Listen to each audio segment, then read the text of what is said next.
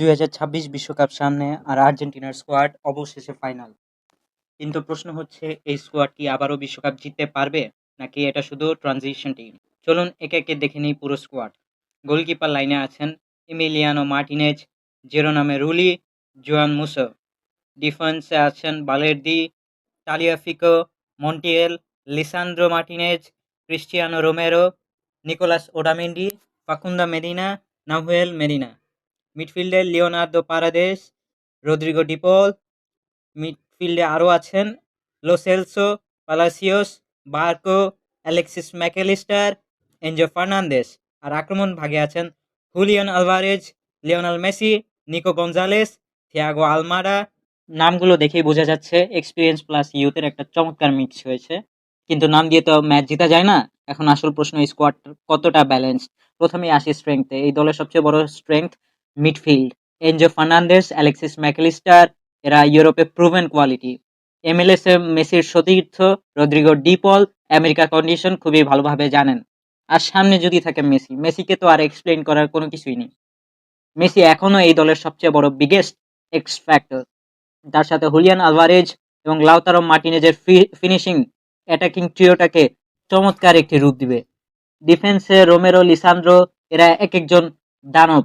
Intelligent বল play, perfect combo তারা। এখন আসি লিওনেল স্কালোনির প্লেন নিয়ে।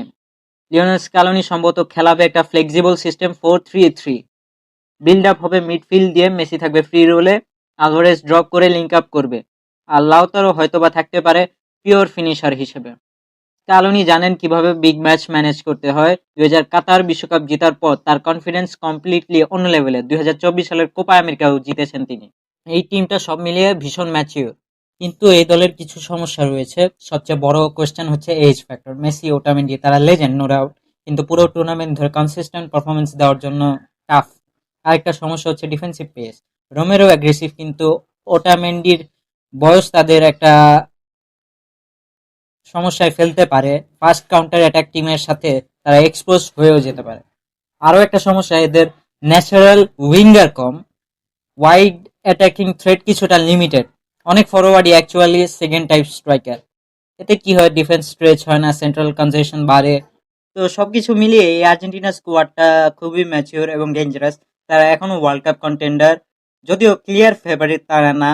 যদি মেসি ফিট থাকে, যদি মিডফিল্ড ডমিনেট করে, যদি ইমিলিয়ানো মার্টিনেজ তার পুরনো ফর্ম ধরে রাখতে পারেন, তবে back to back world cup it's possible.